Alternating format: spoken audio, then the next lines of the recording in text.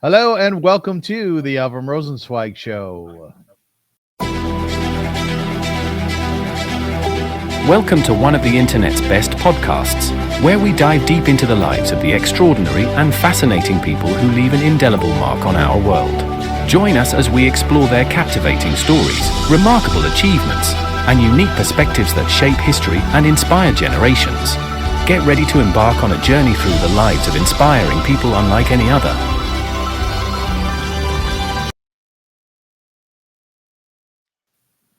Hello, folks, and welcome to the show. My name is Avrum Rosensweig, and I'm delighted to be here. Thank you so much for joining us, for watching, and for listening. You know, the world in which we live is somewhat of a topsy-turvy one. And, there are times where we have to remind ourselves, though, how beautiful so much of this planet is, and the people whom we hobnob with on a regular basis or actually never met. I often think to myself, what about that Chinese farmer in some northern province in China who is having a life very much like my own, wants to be in love, wants to have a family, wants to make a living. And, he gets the bruises on his knees and the scrapes on his elbows. I'll never meet that man, but I know he's there. And I think about those people very often. Years ago, I wrote a short story called Headless Drivers, and it was predicated on a daily vision that I had watching the subway near my house. It's called the 401, and I would see people driving by in their cars, and I could see their heads. I could barely see their faces, and I would think to myself, their lives are as important as mine, right? As significant as mine. I'm a believer in God, so I would say they too were created in the image of God.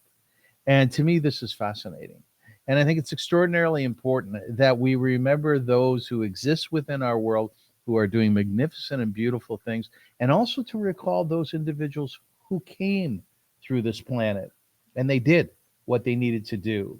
Perhaps you believe that everybody has their own personal task and gift. Um, Today, we're going to be talking about such a person who died at a very young age. He's 37 years old, but he was very, very special because what he created in the world of music, in the world of rock and roll, is something which stands proudly and will for many, many, many years to come. His son is with us today, and we're talking about Bert Berns. His son is with us, Brett Berns. Welcome, Brett. Thank you, Avram. Thank you so much for having me. Oh, it's an absolute honor, my friend. Absolute honor. And Brett decided at some point in time, after knowing and seeing his father's legacy within the world of rock and roll, um, creating such sounds as Twist and Shout, Hang On Sloopy, Brown Eyed Girl, that it behooved him to spend time on creating a documentary about his dad, whom he never met. Right? You had never That's met your right. father, right? That's right. But I you was. spent you spent a long time together with your sister, together with other professionals, in creating a wonderful, wonderful documentary, and that documentary is called Bang. It's the life of Bert Berns, and we're going to talk about it today. So, it's really something that you have such a camaraderie, such a strong feeling about your father, and you never met him. Yeah. I grew up in a world where he was just sort of this mystery and this mythical figure. And interestingly, my mother, who was the real star of our lives growing up, she carried on with the record label and had a 10-year run and was one of the greatest women in the history of the record business. But she kept his spirit alive in the hearts of her children and would tell us stories about him. And so we knew just a little growing up. Like we knew that he wrote a bunch of hit songs, and we knew that he had connections to the mob, and we didn't really understand what all that meant. We knew that he was a Zionist, but there wasn't a whole lot that we did know because really very few people knew anything about him to begin with. He had died in 1967, and he just disappeared from history. He was whitewashed and blackballed from the halls of fame and whitewashed from the history books. And it turned out it was because it was quite political, and he left behind powerful enemies that succeeded in burying his legacy. So yeah, I had no idea really who he was, and it wasn't until after I graduated college and moved to Israel, and then came back from Israel and started to take just an extraordinary dive, a journey of discovery into his life that I'm still on, and I'm still discovering things to this day. By the way, very interesting description that you just gave. Friends of the mob and a Zionist. They're not mutually exclusive, I guess. Yeah. I don't think so. Let me ask you this. My father died in 1989. He was 61 years old. I was 29, which meant that I had 29 years with my father. So I was able to know him. I was able to have experiences with him. It was a rough and rocky relationship that we had, but I had him for 29 years. What's it like to grow up without a dad? It was difficult. I mean, I also was lucky that my mother remarried and so I had a stepfather for those critical years where I learned how to throw a baseball and flirt with girls and things of that nature. Eddie Bisco was a great stepdad for a number of years. And my mom was like mother and father. She was as tough as any man that I ever met. And on Father's Day, we would celebrate Father's Day with her and Mother's Day as well. So, I feel, lucky and I had great friends whose fathers took me under their wing. And, but growing up without a dad like Bert Berns is a painful miss, because I just can only imagine what kind of person I would have turned out if I had had a great man like that teaching me the wisdom and the way of the world. So, but in a way, he has been there as a father for me this whole time. And he told my mother, "My children will know me through my music." He knew he was going to die young. He had a rheumatic heart condition, and he wasn't supposed to live past 30. And so he would always tell my mother, "My children will know me through my music. They'll." And I didn't understand what that meant either growing up. Like, what does twist and shout and hang on Sloopy tell you about a person? But I think what he meant was, first of all, there's a very deep body of work with hundreds of songs that are extraordinarily autobiographical, like "Piece of My Heart" and "Heart Be Still" were the last two songs that he wrote before he died of heart failure. So, and I think he also meant, you'll meet my friends, you'll meet the people I worked with, and they will tell you who I was, and that actually happened as well. So it's been a difficult thing growing up. I just turned 60 and I still feel like a child. I have a Peter Pan complex because I'm always the child of Bert Berns, and and I'm still as his child, trying to please him, trying to make him proud of me. Getting him into the Rock and Roll Hall of Fame was something that I felt like he would have been proud of. Like I was telling you before we got on the Zoom, that I went to Israel and served in the Israeli army, which is something that he wanted to do in his lifetime. So he's still there all the time, sort of as a spirit. I'm not particularly religious, but I'm spiritual, and I feel his spirit constantly around me. Have you met him? I have not met him. I feel like I've had a couple of in your dreams or like that. Yeah, I've had a couple of experiences, like John Belushi and the Blues Brothers, where in the James Brown scene where the blue light is around him. That happened to me twice in the theater when one of his songs was playing, and I was just like, okay, something's happening here. I'm being enveloped by this spirit. And so I feel his spirit. I wish I was more spiritual, because I think you have to be open to those kind of things, and I'm maybe just a little too closed off. But I do feel it's an interesting thing you're saying, that you wish you were more spiritual. How do you define that? I mean, spirituality is something that you develop over time, or do you think that people are just naturally spiritual? I think some people are more naturally spiritual. I know you're a very spiritual person from having watched your interviews. I grew up as an atheist, like a hard-boiled atheist. I just refused to even allow for the possibility that there was God. So that really turned me into a deeply unspiritual person. But then, like I said, as I got older, some of my father's friends, like a brilliant man named Gary Sherman, who arranged and orchestrated all of my father's hit records. He's a real musical genius and a very spiritual man as well. And through him, I've learned a thing or two about spirituality and opening myself up to the possibility that the spirits manifest themselves in our lives, which I think was the original spirituality when we were all animists before Judaism and any of the great religions came along. We were just worshiping the spirits, so I think that's as far as I'm going to get. Do you think you'll see your father in the afterlife?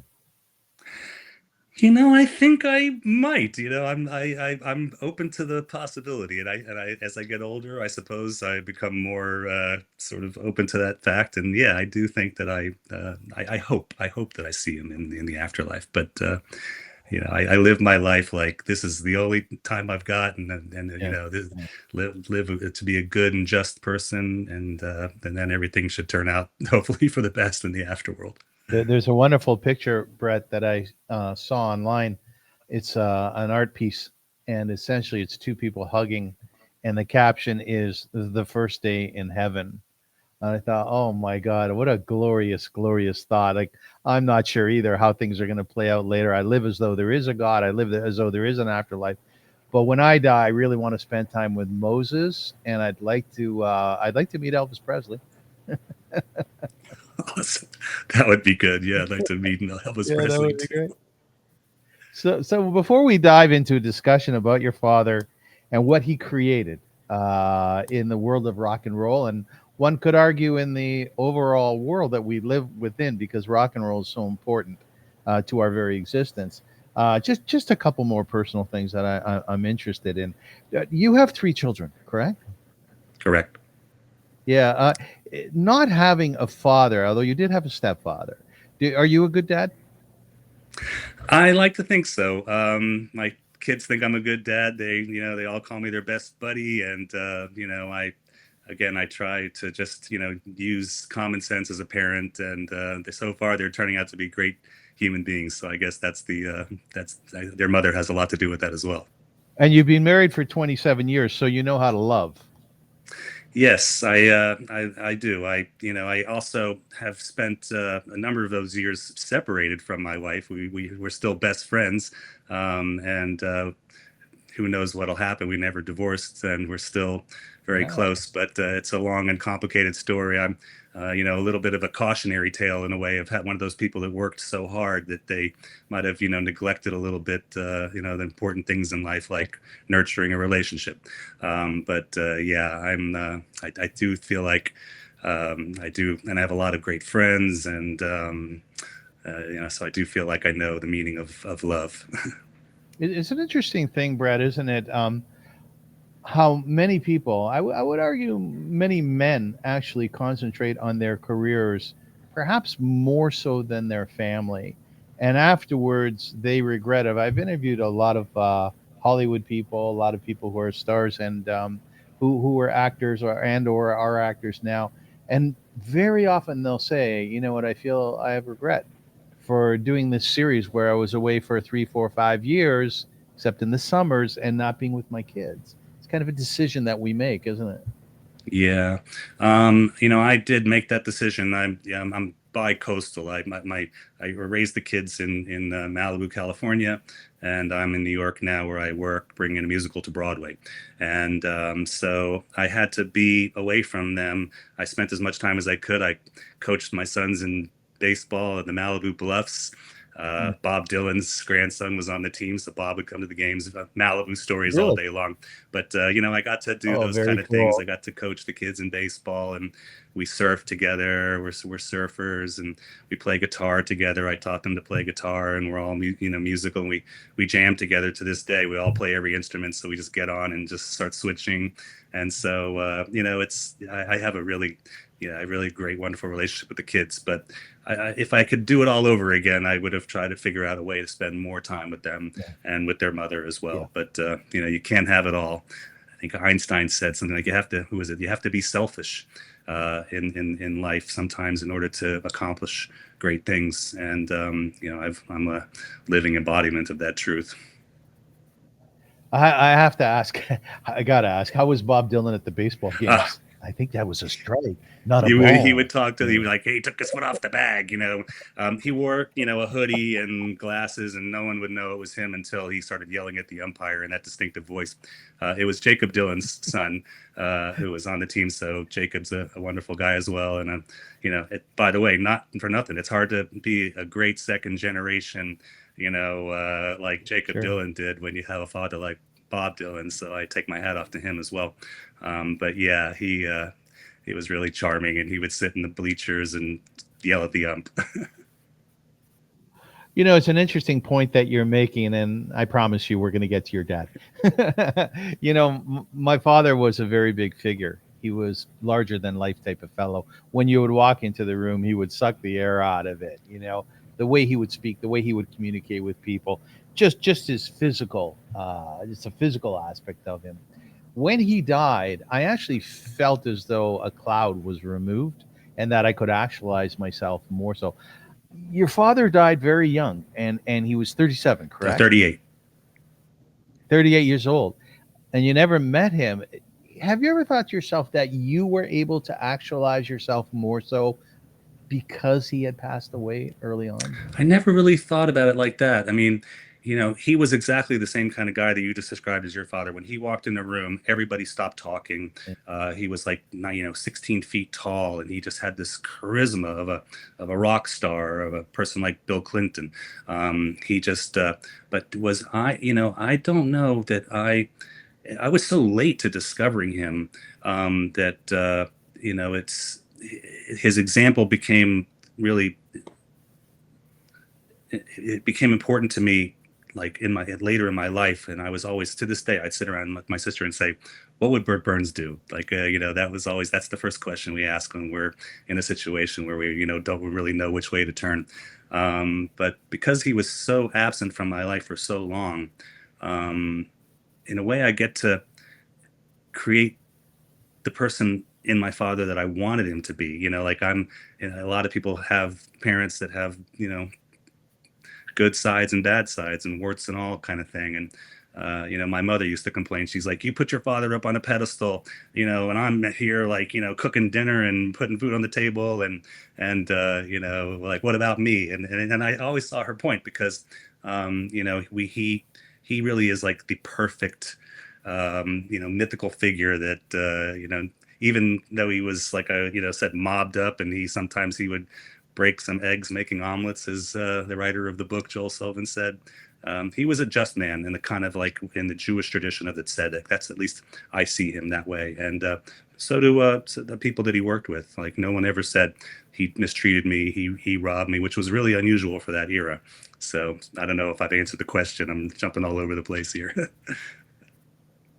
You did answer the question, but there was somebody, I believe within the documentary itself that you created, where they said, I don't know where Bert is buried, but if I find out, I'll piss on his grave. So he not everybody was his friend. That was Jerry Wexler, who was my godfather and the legendary founder, or one of the founders of Atlantic Records with Ahmet Ertegun.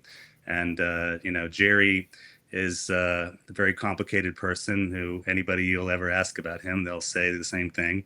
And he was like one of my father's father figures, and one of his best friends. And that's one of the things that makes the Bert Berns story so fascinating, is that the guy who brought him up and created him or helped made him then tried to destroy him, and found himself within an inch of his own life, you know, as a result of it. So, but yeah, him saying that was a tough line to put in the film, because it's a little crude, and but it also really sort of says that the only people you'll find who have anything bad to say about my dad are people who tried to screw him over. And there's not that many. Neil Diamond, Jerry Wexler, you know, that's really it. The Neil Diamond story. So, yeah, we'll get to that. So you decide that you're going to make a documentary, and that's not an easy piece. That takes an awful lot of work, tons of research, and often years to ultimately, you know, put it in the can, as they say. Your father was born to Russian parents, right? Yeah. I guess meager beginnings. Would that be right? Yeah, they were Ukrainian. I mean, I always thought it was Russian Jewish, but I guess there's not a whole lot of difference between Russian Jew and Ukrainian Jew. But I think the family name was Berezovsky. Came from somewhere in Kiev area.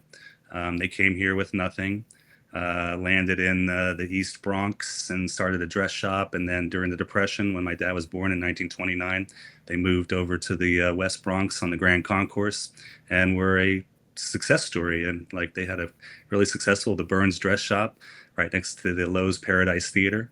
And they were like, they were like living the American dream in the truest sense. Do you know what it was that attracted your father early on to music? Yes, the fact that he got rheumatic fever as a child meant that he stopped going to school. He was very sick, and the family bought him a piano in order for him to have something to do.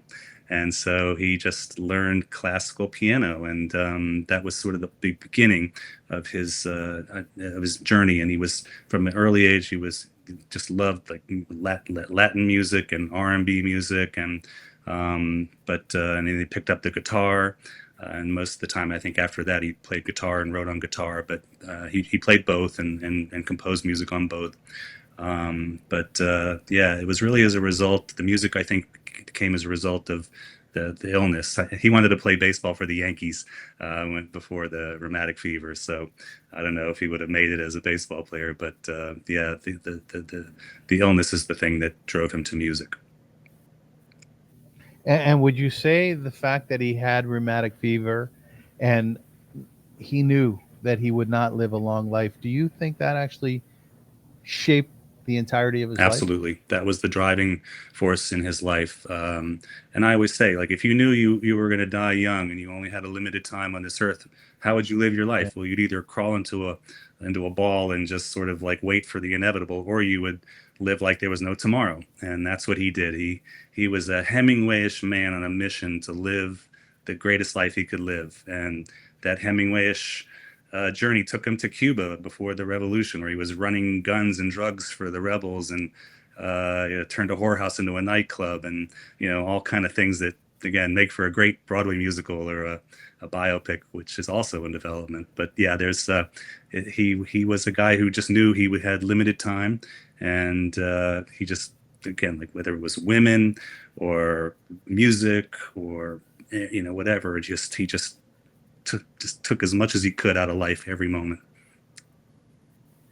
But Brett, how would you define his character in terms of making the choice of to live every day knowing that it could be your last, versus lying down and drinking and taking drugs and saying, screw this, I'm not going to live for very long anyways? What was the basic of his soul that really encouraged him to live to its utmost? Yeah, he just had enormous charisma. Like I was saying, that guy who walked in the room and was 15 feet tall.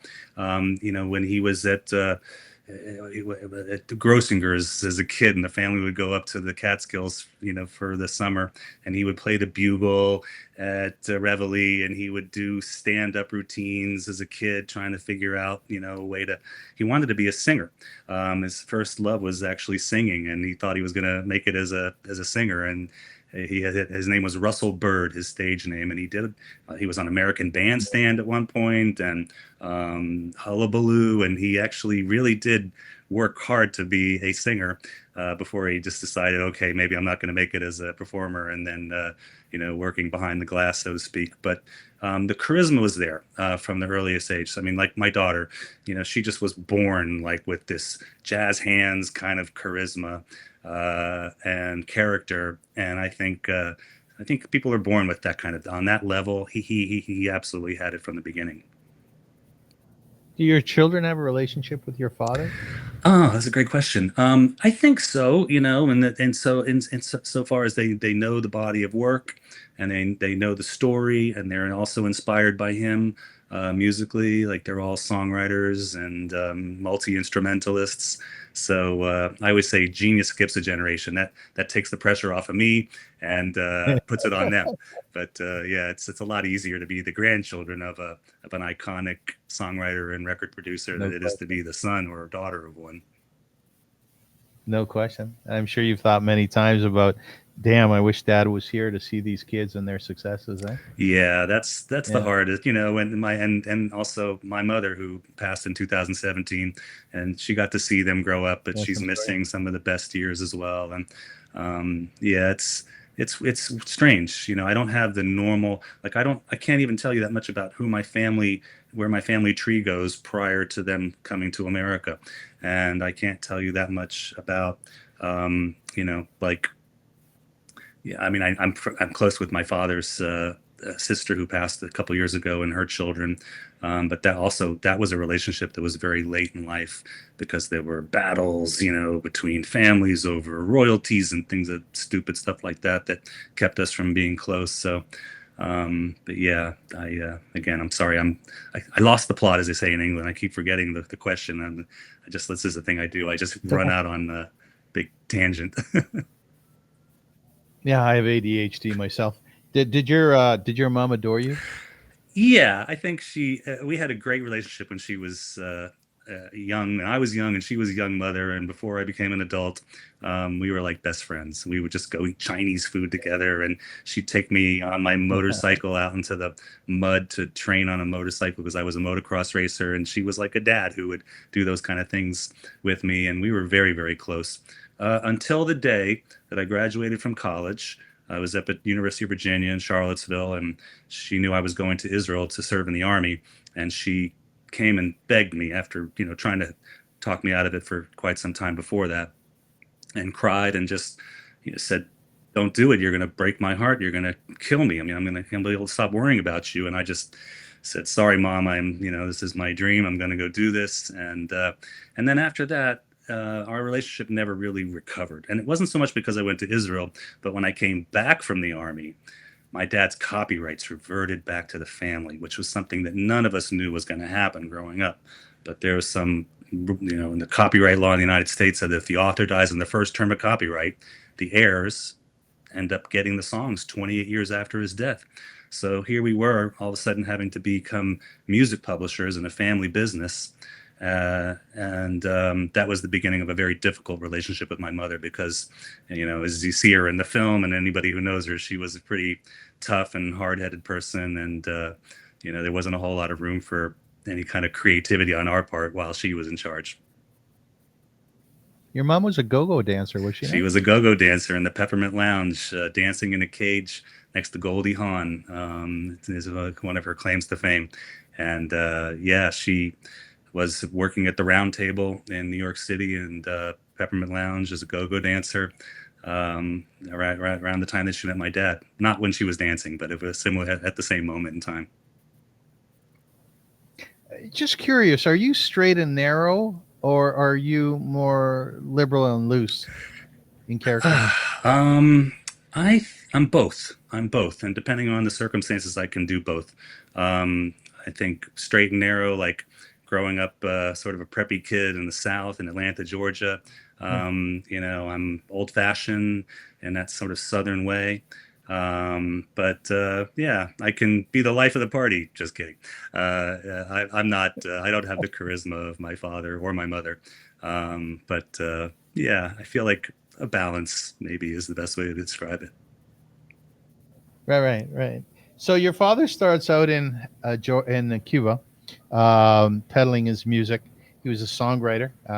The story goes, or either it's mythology or it's true. We're not quite sure that at some point when he was in Cuba, he had met Fidel Castro. Yeah, Correct? his sister said that he came home and said he met Fidel Castro. So I just think like, okay, he wasn't above creating his own myth, as we say in the film, but this Yeah. was like he wouldn't have lied to my mother and to his sister and his parents. So yeah, apparently he met Fidel Castro in Havana before the year before the revolution when he was down there.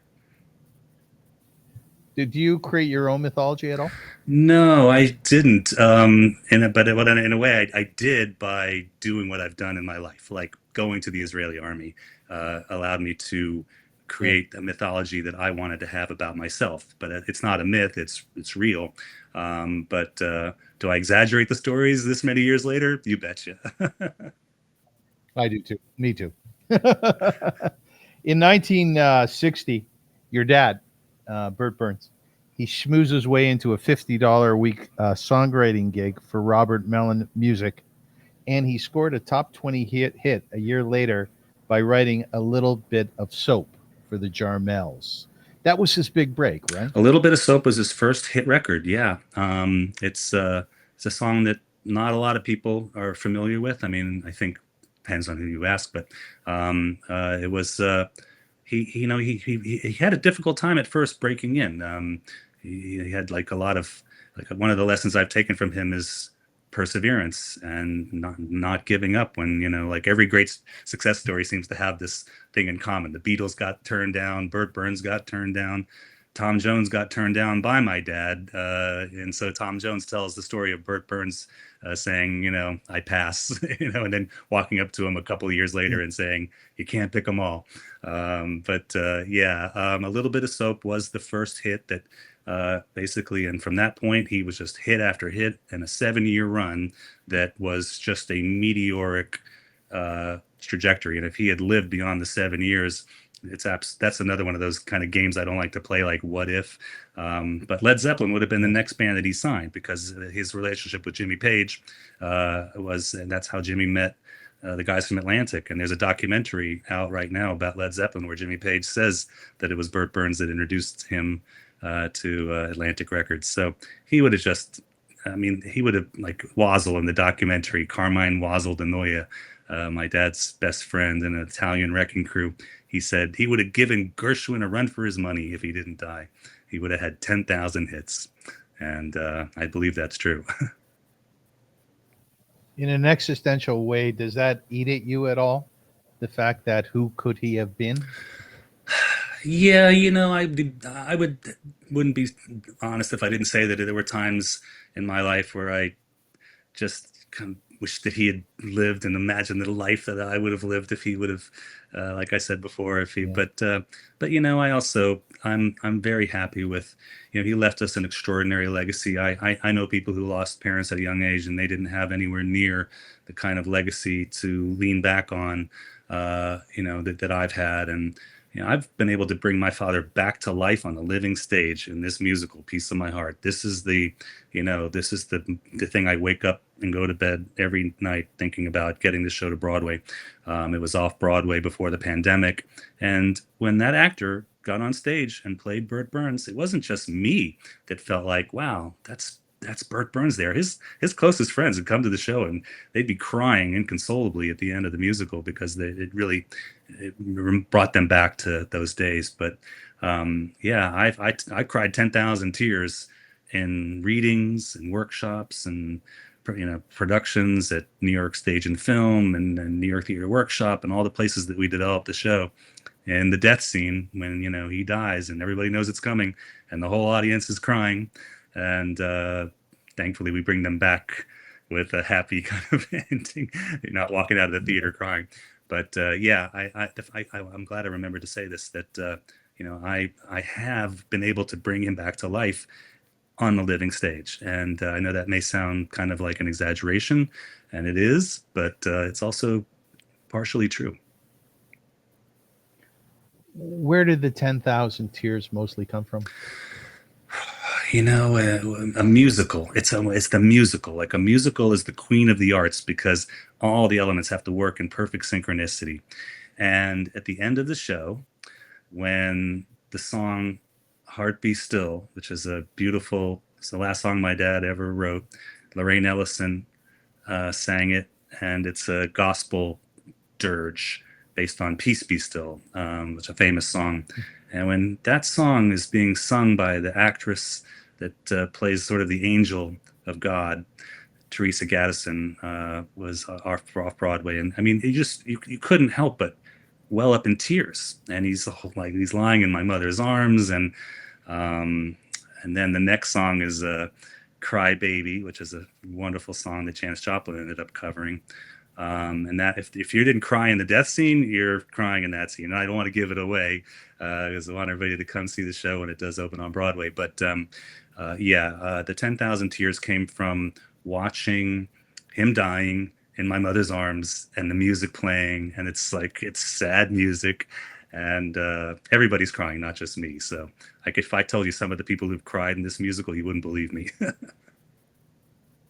Is there enough bigness in your life and therefore knowing that you're going to open up on Broadway, it's a beautiful thing, it's a wonderful thing, and it's a great notch in your belt, good success, or are you like overwhelmed by the idea that Brett Berns is having a play on Broadway about his dad? Is that like a huge thing in your mind?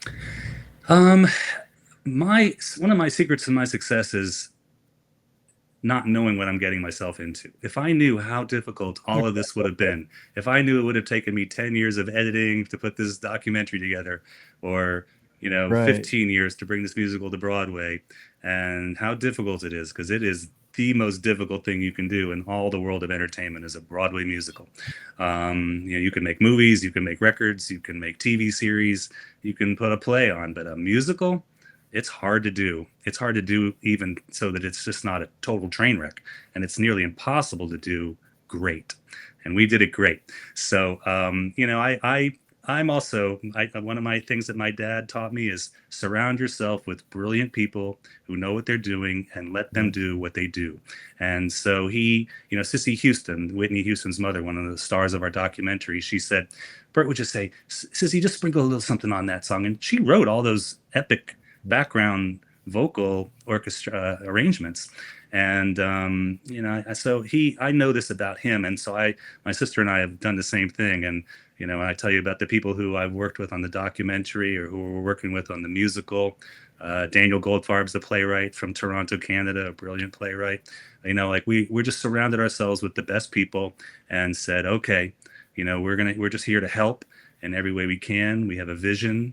And we just roll up our sleeves and do it. So I'm not daunted by it. Raising money has been the hardest part. I say, coming up with a brilliant idea and executing it in front of an audience and getting reviews from the New York Times, gorgeously tuneful. And, it's like, that's the hard part. Raising money, which I know I watched one of your audience, an interview you did, and all the three guys were saying raising money. That's the hardest part. That's the part I hate the most. And I was just like, yep, that's the worst part about it. Yeah, I was just going to say I interviewed Julian Schlossberg, Steven Stolaire, and Paul Zaltzman, all pretty big in the industry, and they were going on and on for a long time. It's like, damn, man, this is crazy having to raise money, right? So when you said that, that's exactly what I thought about. I think that in a man's life, that there are probably a handful of major things that occur that one can say, my life is really predicated on those things.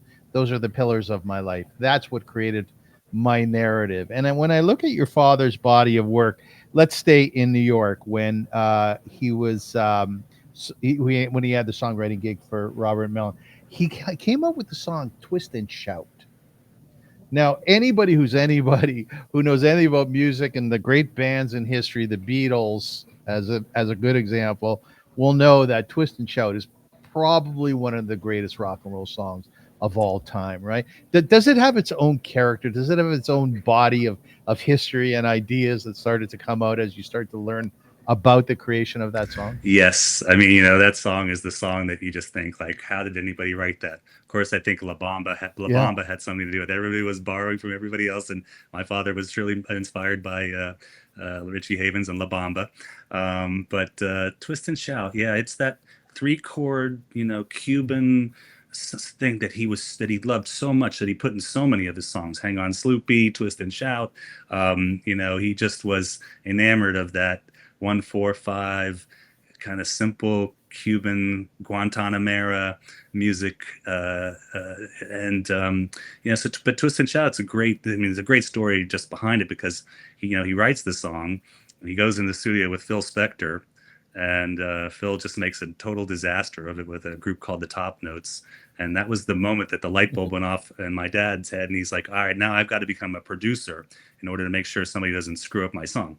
So that was the beginning. And then when he went in the studio with the Isley brothers and had the hit with them, and then the Beatles covered it, and it became like the song that they ended every one of their concerts with for a long period of time. And I mean, to this day, Bruce Springsteen ends every one of his concerts with Twist and Shout. So it's just a song that transcends time and place, and every bar mitzvah and bat mitzvah they play in Twist and Shout. And it's who is it? Andrew Loog Oldham, the great Rolling Stones impresario. He says this is impossible if somebody even write a song like that. Like, where does a song like that come from? And Howard Stern actually asked Bruce Springsteen this the other day on his show. He's like, what is it with this song? And Bruce is like, yeah, Bert Berns. It's like, it's the mystery of a great song. Sometimes you just can't really say what it is that makes a song that great.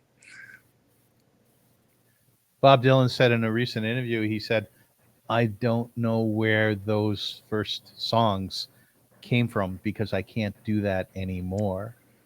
It was one felt as though he was talking about channeling of sorts. That's right. Yeah, I read recently there's this like liquid intelligence and crystal intelligence, and this might be the difference between why young people come up with these brilliant ideas, and the older you get, it's harder to do. I don't know. I think it is. There must be some truth to that, though.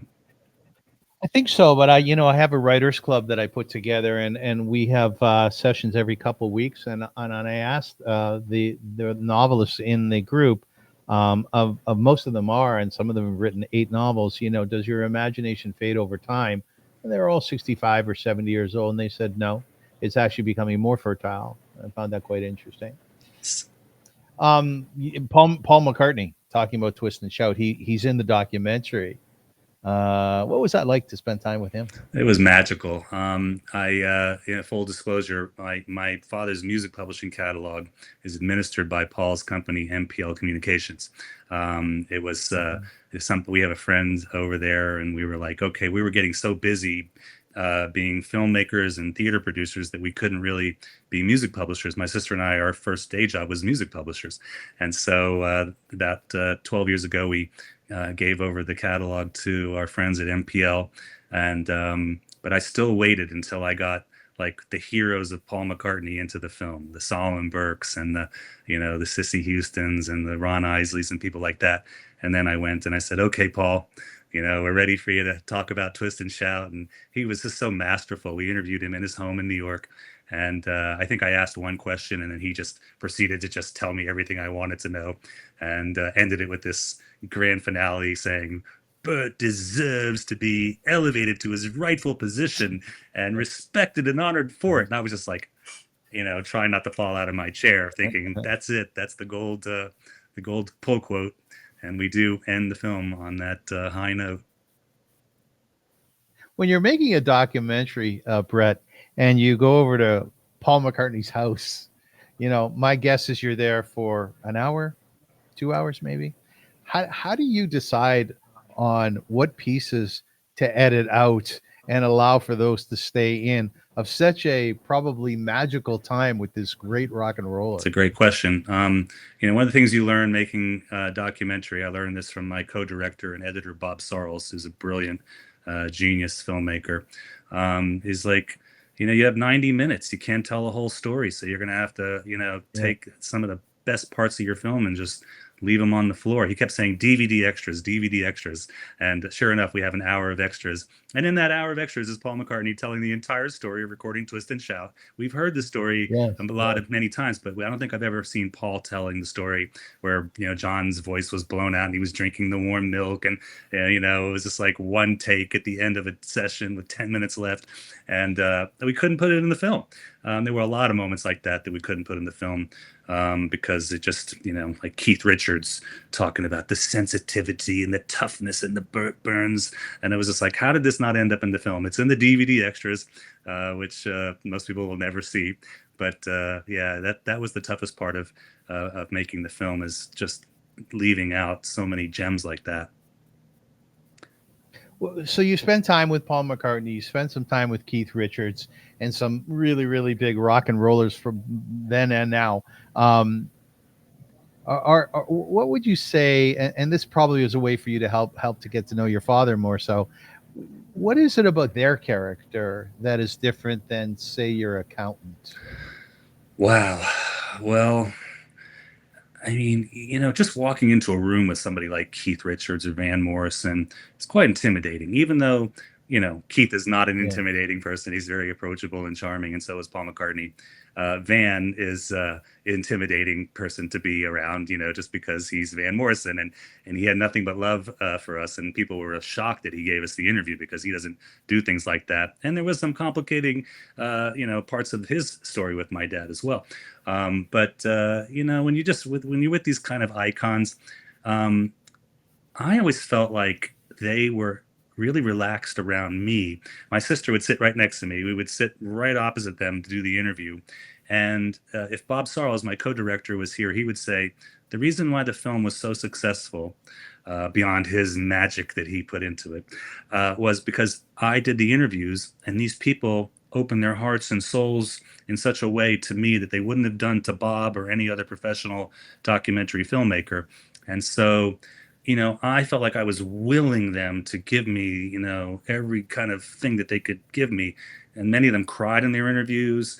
Brenda Reed cried from the Exciters almost the entire time.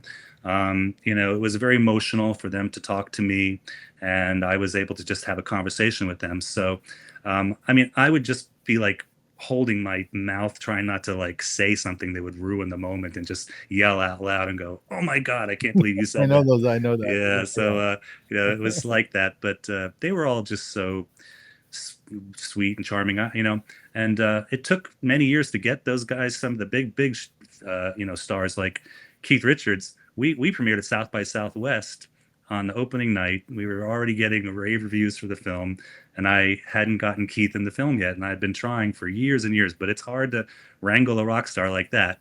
And his right hand woman, Jane Rose, she really wanted him to do it, but again, it's like he's on tour, he's recording, he's in Jamaica on a coconut tree. He's a hard guy to get to sit down. And I called her. I said, the film is released, people are loving it. I know exactly where Keith could fit into the narrative. Could we do and he just came in and knocked it out of the park.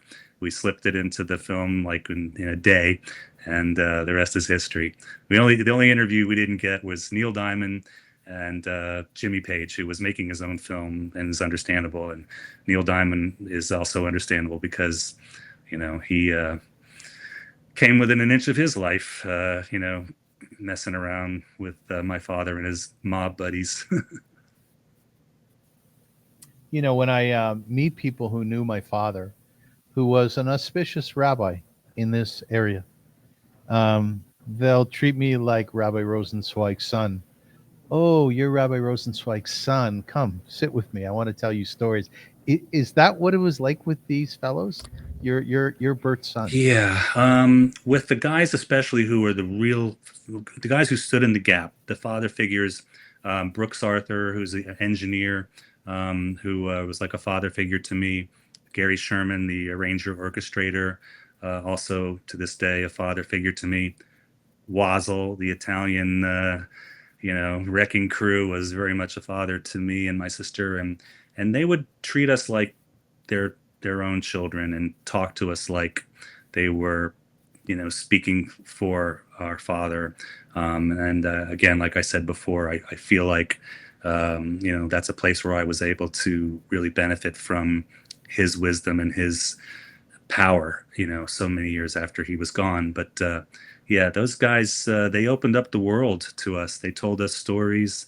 Like I said, I knew very little about my dad going into my adult life. It was first Joel Sullivan, the author of the book, this book, Here Comes the Night, The Dark Soul of Bert Berns and the Dirty Business of Rhythm and Blues. And this book really was like the counter history of this time and place, and really introduced my father as a central figure in this whole world of 60s rhythm and blues and rock and roll.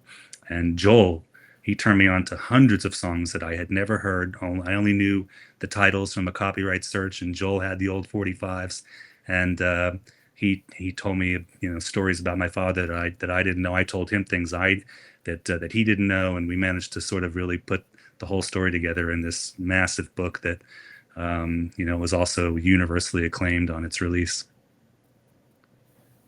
What is a Sloopy? Sloopy. Sloopy that was What is always a that, mystery. Sloopy? If you Google, you'll see like there's a woman that claims to be the original Sloopy, and Rick Derringer, the What lead is- singer of the McCoys, I think has the best explanation. He said in an interview once that my father told him that Sloopy was a cat call in Havana, and the guys would sit on the sea, and yell at girls, "Hey, Sloopy!" And so that it's nothing more than than a cat call from Cuba. But I actually, it's funny, here I am doing an interview about this. I've always tried to maintain a degree of ambiguity about it because it does literally mean so much to so many different people. I mean, "Hang On Sloopy" is the state song of Ohio. Literally, it's the by decree, Yeah. and it's the fight song at Ohio State University. And every football game, they play "Hang On Sloopy" several times. Really? I never have to buy a drink in a bar if I'm around somebody who went to Ohio State University. Do you sing at all? No, I do not sing, but I do play guitar and drums and bass, and I'm happy to play for anybody else who would like to sing.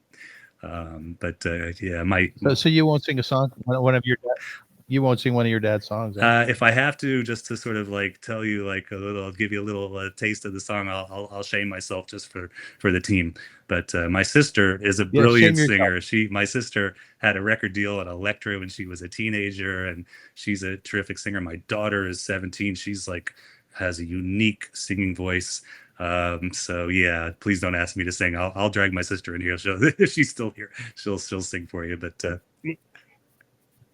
Is that a frustration for you that you can't sing your dad's songs? no, and as Gary Sherman said to me once, he said, "You're not a bad singer. You're just not a good singer, but you can make your point. If you're trying to say sing it like this, then I can actually sing enough in tune to make a point. Though again, I try everything I can do to avoid being in a situation like that." How did you choose your narrator, Stevie Van Zandt? I love that question. Well, when we were I made the original cut of the film. I had a 90-minute edit where there was no narration. And I was thinking, wow, I'm so clever. I managed to tell this story without narration. And then when I met Bob Sarles, my editor and co-director, he said, you almost got it all, but you didn't get the whole story. And we need to put a narrator in there just to put the glue and just to keep it all really nice and tight. And so he took lines from the book, from Joel's book, and wrote narration. And I was like, wow, okay, who are we going to get to read it? And at first we're scratching our heads thinking, okay, Peter Coyote or, some famous narrator like that. But then we were saying, maybe let's get somebody who has the voice of Bert Berns, somebody who feels like Bert, that has that New York, tough guy kind of, and Bob says, "Aren't you working with Stevie Van Zandt on your musical?" Because Stevie and his wife Maureen are lead producers on the musical with me. And it's like, yeah. And we were like, that would be a great idea. And sure enough, Stevie read it in one take and, gave us that Silvio Dante from The Sopranos. And, he's a musicologist. He loves Bert. He's our champion. I mean, like, if you ask me who's the knight in shining armor, who's the patron saint of Bert Berns, that's the easiest question I could answer. It's Stevie Van Zandt. He's narrates the film. He's producing a musical with us. He got my dad into the Rock and Roll Hall of Fame. See that right there, that Rock and Roll Hall of Fame statue? I do. That's Yes, I do. that's thank you, Stevie Van Zandt. Because he's a very big, important person at the Rock and Roll Hall of Fame, and he's a tough guy to say no to, as he says. And he just when the film came out, before it came out, he showed it to the top guys over there who make the decision on the Ahmet Ertegun Award for Lifetime Achievement. Talk about the great ironies in life. My father gets the Ahmet Ertegun Award for Lifetime Achievement. Yeah. Ahmet Ertegun, who started the Rock and Roll Hall of Fame and said, "Bert Berns will get in over my dead body." He died at the Beacon Theater falling down the stairs at a Rolling Stones concert.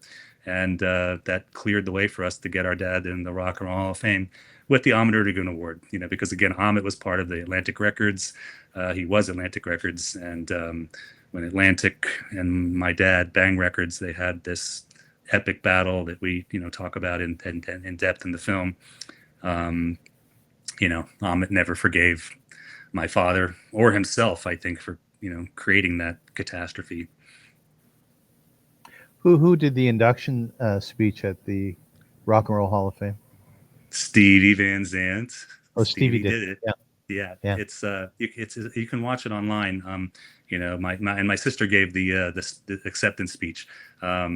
I was actually going to give the acceptance speech because she does all the talking and up to that point, and I was like, okay, it's my turn to stand in front of 17,000 people at the Barclays Center, which was a terrifying thing. HBO is filming it, and but like the day before the induction, I read or somebody online was like, there's no women getting inducted and there's no women giving inductions, and it's just such a good old boy club, and I was like, Cassie, you're doing it, and she was like, Yeah, okay. right. And she really just did such a great job. I just had to stand there and try not to drop that heavy statue, but yeah, Stevie did the induction, which again was the right person to do it, because he had been trying to get my father in the Rock and Roll Hall of Fame for years, and he was being blocked.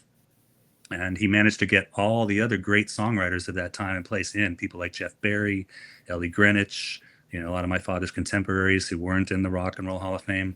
There's a guy named Jerry Ragavoy who does need to still get in the Rock and Roll Hall of Fame. He wrote Piece of My Heart with my father, and songs like Time Is on My Side, Stay With Me Baby, the great Lorraine Ellison record that Bette Midler covered. He will get in the Songwriters Hall of Fame, the Rock and Roll Hall of Fame, over my dead body. If he will get in. I'm gonna make sure he does. But again, having an ally like Stevie Van Zandt, who also wants to see Jerry Ragavoy get in, it's just a matter of time. It should have happened in his lifetime. It would have, he passed away. He had a stroke during the interview. I was interviewing him for the documentary in the bitter end downtown, and he had a stroke in front of my eyes. Wasn't able to really answer the questions he was the first interview I did. He was so close to me, but then I was like, Jerry, I got to interview you again, because we literally figured out from that first interview how to really do it right with 2 cameras and a dolly and lighting, and we spent the money on production, so I got him to give me that interview right, and I can't believe it. He had a stroke and died 48 hours later. So that was rough, but it would have been great if he. What did you do when he had a stroke? Well, I didn't know he was having it, but his wife was sitting, Bev. She's a dear friend. She was sitting off to the side, and there was one question that I had asked that I didn't ask him when I did the first interview, because I didn't know it. After the interview, when I first interviewed him, he said, there's something I didn't tell you, and I was like, well, what is that? And he said, well, your father, towards the end of his life, one day I go in his office and he opens up the drawer and he pulls out a 38 caliber, and he slams it on the desk and he says, you know what that is, Jerry? And Jerry jumped back, terrified. And my dad said, that's power. And I was like, oh my God, Jerry, that's the story we're telling, you got to tell me that story when we interview again. So when I get to that moment and I'm like, okay, Jerry, can you tell me the story about the gun and the desk? And he's like, what do you want me to get killed? And he just was not going to tell me the story. And I didn't understand it because I didn't know what was going on, but he was having a major stroke right in front of our eyes. And, I just stopped the interview. I felt like something's not right. And we all walked him to the cab. He went straight to the hospital and never came out. Mm-hmm. So yeah, that was a pretty heavy. You've alluded a number of times to your father, what you said, being mobbed up.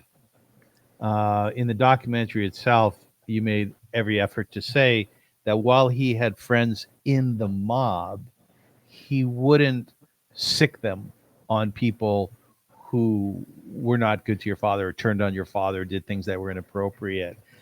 Just give me the context of how this whole mobbed up thing occurred. What is that all about? So, as Joel Selvin, the author of the book, said, the mob were everywhere in the business in those days. It was a relative moral universe where, they were involved in different parts of the business.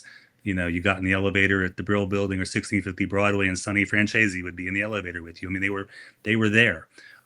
So it wasn't unusual to have mob connections in the music business in that time and place. What was unusual about my dad's story is that they loved him. They loved him like, and he loved them, and he was comfortable with them, whereas most people were not comfortable with him.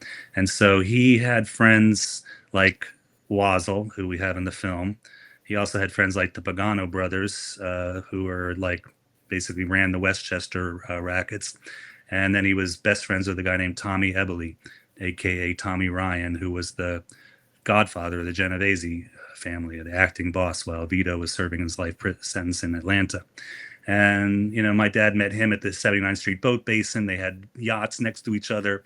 It was a personal relationship. They were friends. I know people might look and go, okay, you know, he's sugarcoating this. I don't sugarcoat any of it. In fact, I think it's like, you know, it's American history. It's like cowboys and Indians and the mob, and people love this stuff. You know, and our tagline in the documentary is music meets the mob, because it is basically that. And it does make people go, wow, well, maybe this is something I want to pay attention to. For me, it was always like, let's tell the whole story with the mob so people will pay attention to the music. And if we had just only had the music to go by, I don't know if people would have been as interested. So, but with the mob and my dad, again, he never used them to gain an advantage in business. He could have. When Robert Mellon screwed him over, it was the easiest thing in the world for him to call his friends, the Cray brothers in London, and have Wazzle taken care, have Mellon taken care of. He didn't. They only came in at the end when his heart was giving way. They brought in their gangster friends to intimidate my father. The Atlantic Records guys brought Morris Levy, who was the ultimate gangster, Jewish gangster in the music business. And 10 out of 10 times, that would have been the end of the story. You know, Morris Levy's coming in, you know, you have to fold. But my dad told Tommy Eberly that this was happening. And Tommy came in and, that was the end of that. I mean, Tommy owned Morris Levy after that. And the same with Neil Diamond. You know, Neil Diamond, my father makes him into an international superstar when no one would touch him. He has those early hits, Solitary Man, Cherry Cherry, Kentucky Woman. They're all on Bang Records.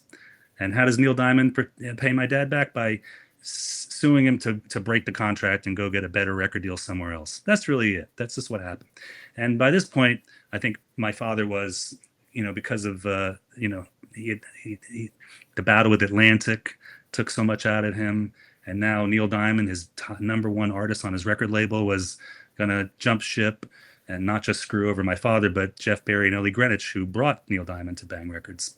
So yeah, if I look back and I go, okay, Dad, that might have been a little bit of a heavy-handed thing to bring Tommy Eberly to the meeting with Neil Diamond and his manager at 1650 Broadway. That was a direct threat of the obvious thing. It's a death threat. In Neil Diamond's musical was just on Broadway and is now doing a national tour. Guess who the villain of the first act is? Bert Berns. My dad is like this kind of Jewish record business guy. It actually feels to me a little bit kind of like, the portrayal. He's just like a record guy who doesn't care about anything but money. And the Italian gangsters standing behind him, waving a gun in Neil's face, saying, if you don't write a hit, you're going to be floating in the East River. All lies. Neil's like, what am I going to do? I got 10 minutes left. They're going to come get me. And he comes up with the idea of Sweet Caroline, which again had nothing to do with my father's legacy. That was a record that came out after my dad died. I guess I can add that to my father's greatest legacy, is that if it wasn't for my father threatening to kill Neil Diamond, Sweet Caroline would have never happened. There you go. Yeah. But it sounded like your dad near the end of his life was tired, and he actually said to Van Morrison on the phone, what are you up to? He said, I'm writing songs. Your dad said, yeah, I wish I was doing that too, right? Yeah, that was one of my favorite moments in the film. He just wanted to make music, and he was a victim of his own success. He had this meteoric run that just eclipsed everybody around him. So, that was, as anybody who has that kind of success, not that I have, but, it does take its toll. And I think he just wanted to write those rhythm and blues songs.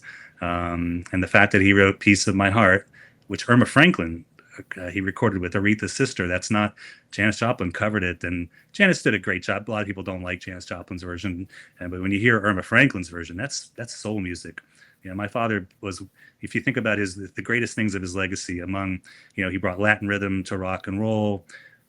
He really was the guy at the forefront of the whole uptown soul, symphonic soul music revolution. And of course, this music, came from Africa to begin with, and there was a long line of people before my father. Solomon Burke told me, your father and I were the first people that made this uptown New York soul sound. And so, that was "Piece of My Heart" was one of those records. And I think he was just tired, and he knew his time had come. His heart was starting to race out of control. He was seeing Dr. DeBakey, the famous heart surgeon, about having the bypass. But it was like going to the moon in those days to have that kind of surgery, and he was afraid he was just going to die on the operating table. And it's like he could never stop long enough. He was on that wheel. That's how I see my dad. He was like on the wheel, running on the wheel his whole life. That 7-year run, every success, just allowing him an opportunity to redouble and triple his success. And after he beat Atlantic Records, and after he, just kind of like got off the wheel for a second, I feel like, he had 3 kids in 3 years. And my little brother Russell was born 2 weeks before he died. And that's how I like to see it. I think he got off the wheel for a moment and was able to stop and see what he had created. And Wazzle used to say to me, he'd say, "I wonder what she's going to do, my mother, what she's going to do with my business. How is she going to screw it up? What is she going to do?" He just knew. He knew it was almost over. And but I think that he also died a contented man and a man at peace, and that he had left his mark and done everything that he wanted to do in his life, which he certainly did. Well, what stands out to you, Brett, about the eulogies made about your dad? Well, that they all loved him. That's the thing, that people loved Bert Berns. All of his artists loved him. It's, I can't even say that I've ever even sort of seen an actual eulogy, but like when I think of the things that people said about him, the things that they say in the documentary, is that there was love. It was like they loved him, and they miss him to this day. Cissy Houston said, "We still miss him." And Cissy was a tough audience. Cissy was, she went through a lot in her own life.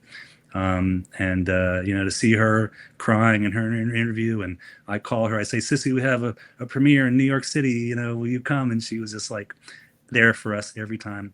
So that's how I see the eulogy in a way. It's like their ongoing love for him, and just the spirit, that many years, decades after his death, they were still in mourning, as Brooks Arthur said in the film. They never stopped mourning him. Rolling Stones wrote about your documentary. The film recounts the way Berns charged and hustled his way into the music business, shaping the sound and business of pop along the way. Bang, which is the name of the record label and the name of the documentary, also serves, and this is key here, also serves as an unintentional eulogy for an era of pop that recedes into the history books. I thought that was very poignant. That's right. Yeah, to me, that's one of the great gifts of the film. The LA music scene was documented in the great documentary, The Wrecking Crew, and the Motown scene has been documented. The Memphis Stax has been documented, but strangely, no one has really done the New York music. Somebody's trying to right now that I know of. We are the closest than anybody did to it, and that we didn't set out to do that. We were just trying to tell the Bert Berns story, but in the process, I think we managed to somehow open the door to the New York scene, which really happened in a couple of buildings, the Brill Building, 1650 Broadway, a couple of recording studios. But that's, I think, one of my favorite parts of the film, is that it does capture in some small but meaningful way the New York music scene of that time. A son loves his father, right? even if they're not here with him, even if they've never met them. A son loves their father. Yeah. Yeah, I love my father. I'm like I said, he sits on a pedestal. Yeah. I get to just try to please him. I gave him three grandchildren. When I got that red beret of the Israeli paratroopers, my thought was, look, Dad, look, I managed. He wanted to fight in the Six-Day War. The war was raging. Van Morrison is releasing Brown Eyed Girl. They're on the Circle Line cruise, fans singing Brown Eyed Girl, and it's a record release party. Tiny Tim tries to get on the boat with his ukulele and wazzle through him on the Hudson River. And all my dad's gangster buddies were on the boat, and they walked around and made everybody empty their wallets into a United Jewish Appeal bucket for war Really? relief. Yeah, so he was a real Zionist. Taught my mother the Holocaust and the concept of never again.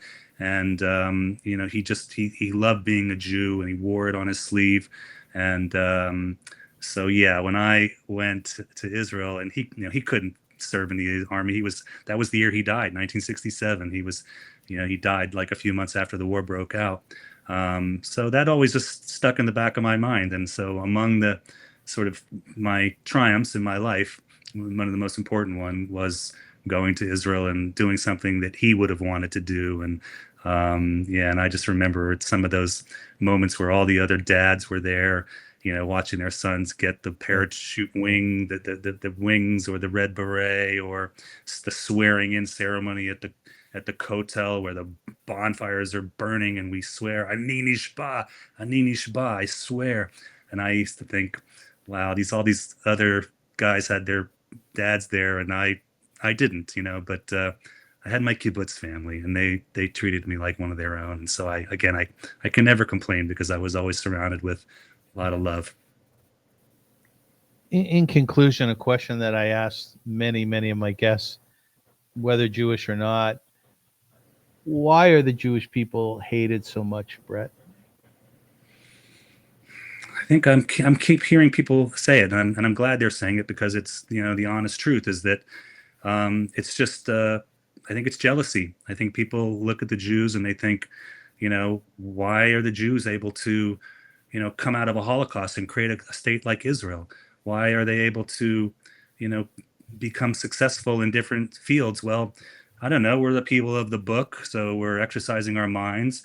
We also, people hate the Jews because we work together to create opportunities. Well, we had to, because we were excluded from the clubs and not allowed to do things. So I think there's a lot of reasons. I mean, there's historical, Christian, and there's Muslim, Islamic reasons for Jew hatred.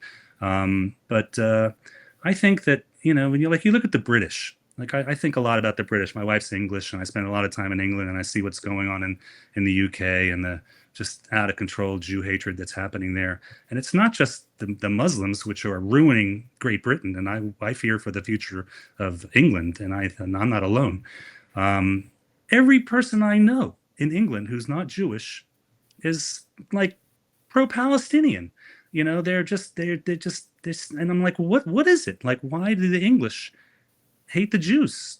And they don't all. There's a lot of good Englishmen and women who are on the right side of history, like my grandmother, my mother's, my wife's mother, my mother-in-law. She's on the right side, but she spoke up at a dinner party in defense of Israel, and she got banned from the whole group because she just, they're upside down with this whole thing. And so I see, what's going on there, and I just wonder, like, well, is it because they think, well, we had the mandate in Palestine for the whole 20 years, so we're responsible for this mess? No. I mean, could it be that? I mean, like, there's a million and one reasons. The Irish, they're so out of control with anti-Semitism right now that I just can't even believe it. And I'm a quarter Irish, so I actually understand the Irish. And and you could write an encyclopedia to answer this question. The Irish, for example, they watched the Jews shake off the yoke of British imperialism and found the state of Israel. Well, the Irish never did that. I mean, so maybe there's that jealousy for them. I hate to use such a tough word as that, but I just think that the number one reason, if you take the Christian causes and the Muslim causes and all the different historical reasons, that just take a look at Israel, this country that is just like the startup nation that can't make a mistake, and they're surrounded on every side by people who are trying to wipe them out. So I don't know. I think the rest of the world should take a page out of the book of Israel and the Jewish people. And there's a great book right now that I'm reading that is about this. What's her name? I'm blanking out. But it's an English writer who was saying the same thing, that like the thing that can save Western civilization is the example of the Judeo-Christian example, that somehow that the Christian world could learn something about how people can survive adversity. So sorry, that's a big long answer to No, it's a good only one, scratching the and surface. and I'm quite frankly, I'm really happy that you have balls and that you're prepared to say it, because there's a lot of people in your industry, many of whom I've interviewed, who simply are quiet, and that's problematic. In conclusion, I think this is really one of the most exciting interviews I've ever done. Honestly, I enjoyed it so much, and the reason is because I feel as though this is an interview about a son's love for his dad, as I said a moment ago, and your love for your father is so unique because you never knew your father.